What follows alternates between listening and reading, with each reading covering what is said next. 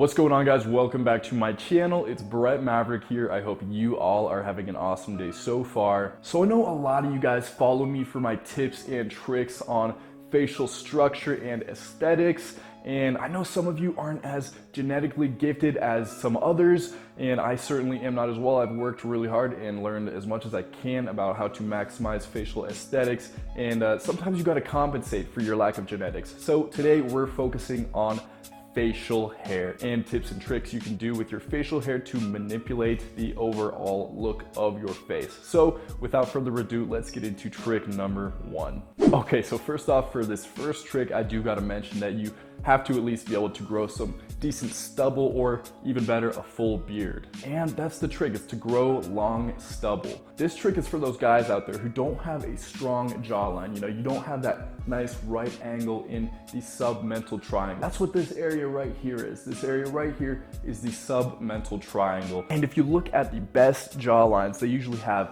a nice 90-degree angle there on their submental triangle. They don't have that slope, that kind of roundness. That's what we want to avoid. And you can actually grow some long stubble with an emphasis on the posterior mandible back here in the back of your jawline region to make that optical illusion of a stronger, more right angle jawline. So let's take, for example, Nick Bateman, that super good looking Instagram model guy. You know, this is how he looks before he has that nice long stubble to almost full beard look. And you know, his jawline looks fine, probably looks like a lot of us, right? But then once you see he grows that more fuller beard with more thickness in the back posterior region of his mandible, you know, towards his master muscles back here, it looks a lot more thick and gives that illusion of a more chiseled, structured, stronger jawline. As a matter of fact, his hair is so strategically groomed that you don't even know that slight recession in his submental triangle. It looks great, and this is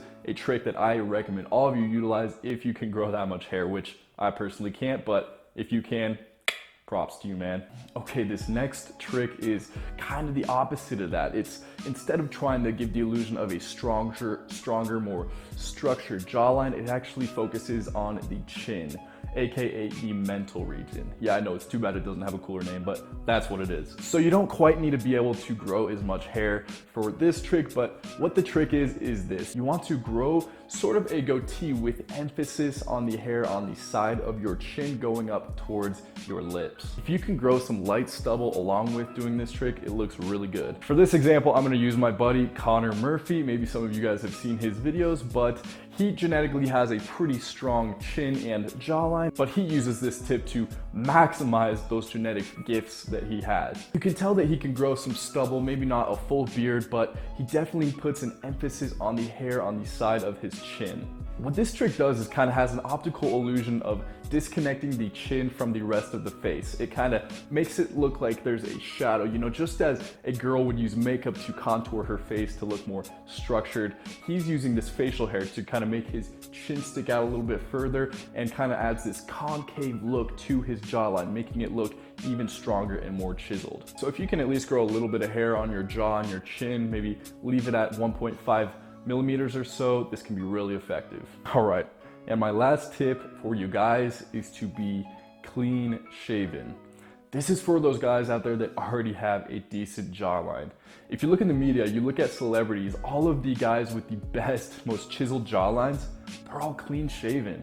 The reason being is because it gives a straight on visual about what's going on. Sometimes if you have a nice jawline, but you have a bunch of peach fuzz and hair follicles going on, it kind of distorts it, makes it look a bit fuzzy, you know? That's why I'm always clean shaven. Not saying that I have a perfect jawline or anything like that, but since I can't really grow a great, 5 o'clock shadow or even great stubble yet, I go for the clean shaven look, because when I do grow whatever I can grow, my jawline just doesn't look as good. So if you're one of those guys like me who can't really grow a great beard, then this is probably the path that you want to take. And if you're thinking, well, I don't really have a great jawline either, then we want to focus on structuring our jawline through posture and exercises. And I actually have separate videos solely for those purposes, so you can look in the description, I'll have those linked. But if you don't have a great structured jawline genetically, then you're not out of luck, because there's a lot of steps you can take to achieve that. Just remember, if you do have a nice jawline, don't hide it behind all that hair, man. Be proud of it, embrace it, show it to the world. So that's gonna do it for today's video. I hope you guys enjoyed it. If you haven't already, subscribe, turn post notifications on, and until next time, peace out.